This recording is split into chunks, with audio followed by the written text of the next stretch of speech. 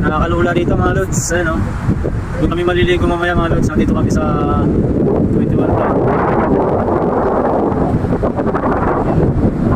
Yan, tapos yan. Wave pool. Yan yung wave pool. Ayan o. Napakaganda maligo dito mga lods.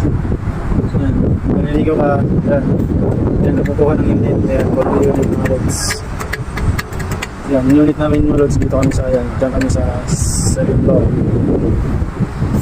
Yan, daming building dito. Mga puro condo yan. Yan. Meron pa dyan ano, parang white sun.